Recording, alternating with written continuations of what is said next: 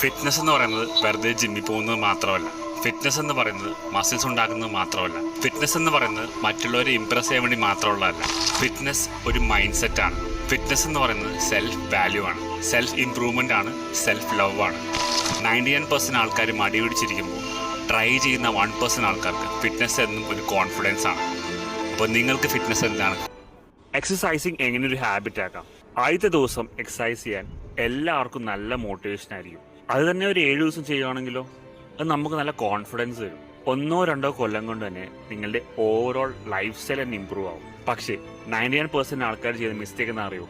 അവർ ഒറ്റ ദിവസം കൊണ്ട് തന്നെ അവർ ലൈഫ് മൊത്തം ട്രാൻസ്ഫോം ചെയ്യാൻ നോക്കും. അതുകൊണ്ട് തന്നെയാണ് അവർ പെട്ടെന്ന് ജിമ്മ് നിർത്തി പോകുന്നത്. അപ്പോൾ നിങ്ങൾ ഒരു ദിവസം കൊണ്ട് നിങ്ങൾ ലൈഫിനെ ട്രാൻസ്ഫോം ചെയ്യാൻ ശ്രമിക്കരുത്. ഒരു കുഞ്ഞ് ജനിച്ചു വീണ ഉടനെ തന്നെ ഒളിമ്പിക്സ് ഓടാൻ പോയാൽ എങ്ങനെയിരിക്കും? ആ കുഞ്ഞ് ആദ്യം ഇഴഞ്ഞ് പിന്നെ നടന്ന് പിന്നെയല്ല ഓടുന്നത്. അതുപോലെ ലൈഫിൽ എന്ത്